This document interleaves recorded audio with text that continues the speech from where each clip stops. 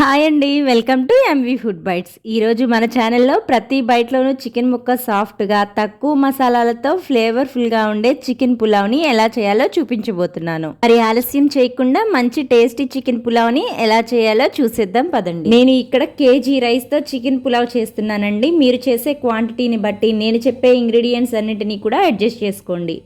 KG రైస్కి గాను KG chicken తీసుకొని శుభ్రంగా వాష్ చేసి రుచికి సరిపడా ఉప్పు, 1 టీ స్పూన్ పసుపు, 2 టేబుల్ స్పూన్స్ కారం, 2 టేబుల్ స్పూన్స్ ఫ్రెష్ అల్లం వెల్లుల్లి పేస్ట్, హ్యాండ్ఫుల్ కొత్తిమీర, హ్యాండ్ఫుల్ పుదీనాకు, కప్పు కమ్మని పెరుగు వేసి మసాలాలని ముక్కలకి బాగా పట్టేలా కనీసం 5 నిమిషాలన్నా మసాజ్ చేస్తూ కలుపుకొని మూత పెట్టి 1 గంట పాటు ఫ్రిడ్జ్ లో కానీ బయట కానీ ఉంచండి. ఇప్పుడు స్టవ్ పైన అడుగు మందంగా ఉండే గిన్నె పెట్టుకొని 4 టేబుల్ స్పూన్ల నెయ్యి, 4 టేబుల్ స్పూన్ల నూనె వేసుకొని హీట్ అయిన తర్వాత 2 ఇంచుల దాల్చిన చెక్క, 7-8 లవంగాలు, 8 యాలకులు, 2 బిర్యానీ ఆకులు, 2 స్టార్ అనాస పూలు, 4 మరాఠీ మొగ్గ, ఓ జాపత్రి, కొద్దిగా రాతి పువ్వు, 1 టీ స్పూన్ షాజీరా కూడా వేసి ఓసారి వేపిన తర్వాత 4 మీడియం సైజు ఉల్లిపాయల చీలికలు కూడా వేసి హై ఫ్లేమ్ మీద గోల్డెన్ బ్రౌన్ కలర్ వచ్చే వరకు వేపాలి.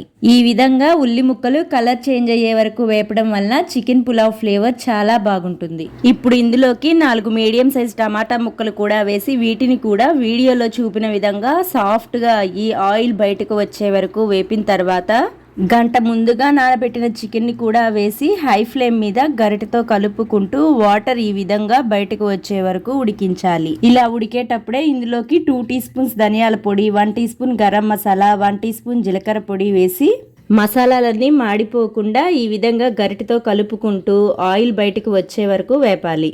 ఈ విధంగా ఆయిల్ బయటికి వచ్చే వరకు వేపిన తర్వాత అరగంట ముందుగా కడిగి నానబెట్టుకున్న బియ్యం కూడా వేసుకోవాలి. నేను ఇక్కడ నార్మల్ బియ్యంతో చేస్తున్నాను, మీరు కావాలంటే బాస్మతి రైస్ అయినా వాడుకోవచ్చు. ఇప్పుడు ఇందులోకి గ్లాస్ బియ్యంకి గాను 1:3 చొప్పున వాటర్ పోసుకోవాలి.